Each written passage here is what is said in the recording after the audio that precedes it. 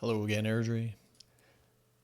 Well, it's time for the next stage of my platform videos. So, with that being said, Airdrie, let's talk about supporting our business community. I've talked about it a lot over the course of the campaign, how much of a believer I am in the fact that businesses are the lifeblood of our city.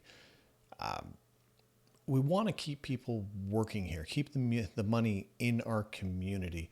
We want to make sure that we're supporting these businesses. We've seen far too many businesses fail over the last little bit. I'm always constantly seeing posts of a particular business failing and not succeeding. And I understand not every business is going to succeed, but we've got to do everything we can to make sure that they have the biggest shot of succeeding, because we need to have that business community. Is such a linchpin in our economy of having large, successful businesses here. I see Airdrie as a destination, not just a commuter city. I know we're more than that, but it certainly feels like we are a bit of a commuter city. And it's understandable. When I moved here 15 years ago, I was working in Calgary and living in Airdrie. So it's part of the programming of how we are here. But I'd like to see, with a larger emphasis on our business community, Airdrie being more of a place where people are working, they are living, they are playing, and they are spending their money and buying things here to keep that money within our community. One problem I've seen and I've heard talking to several business owners, I spent a lot of my time during this campaign talking to various small business owners, local business owners, and the thing that I've heard predominantly from them is that the city seems more of an obstacle and not an ally. And I don't think that's okay. I understand that there is some bureaucracy that occurs. There are some things that actually happen and have to be part of this process, but we need to do whatever we can to remove those obstacles. We want business owners to know that the city is with them and on their side. We have plenty of great programs in Airdrie to support the businesses. We need to make sure that the city is at the center of all that. We can't have a large amount of red tape. We don't want to be super challenging to deal with as a city. We need to be, like I said earlier, an ally to these businesses. We need to make sure that we are there 100% supporting them. The downtown revitalization is going to be a big part of that. I see that program from a business perspective, where I'm seeing so many businesses being the linchpins, the concrete blocks that are holding that downtown revitalization together, bringing people into our downtown area to shop and to enjoy the services that are happening there. Another thing that I think has to be talked about, and I'm very happy that we don't have a business tax here in Airdrie, and I think for the immediate future, I know our budget is going to be challenging coming up, but I'm myself very much against adding a business tax at this time, just because I think we're at a critical time right now to bring new businesses into Airdrie, especially with this new project going on downtown.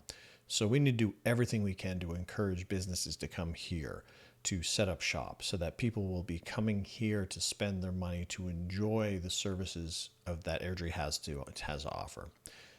We're coming out of this pandemic, fingers crossed, where it will end. At some point in time, this will end. We will be at the end of this. And I think we need to be using this opportunity to put a big push towards businesses. And the final thing I want to say on this, and there's a lot that I want to do and work with the businesses, but I want people to understand that it's not just about the money. It's not just about the economics of it. Businesses are more than just shopping, eating, jobs. They are those things, obviously, and those are very, very important. But something that people don't always think about is the fact that businesses are the biggest supporters of charities that we have in our city. They are the people who are standing up and sponsoring and donating and making sure that these charities have the money that they need to keep going, such as the Airdrie Food Bank or the Boys and Girls Club, stuff like that. Those are supported in a large part by our local businesses. So building a business community that is strong and vibrant and economically sound also is helping all of the other people within our city. So I don't want us to lose focus on that. It's it's more than just a new restaurant. It's a new potential supporter of the people who need the supports of those organizations such as the food bank, et cetera, like that. So I just wanted to kind of take a look at the bigger picture. It's not just about these businesses. It's about so much more. So we need, I guess I'll end with saying that we need businesses to want to work with us and not see us as a necessary evil that they have to deal with. It's a very, very huge distinction in my mind.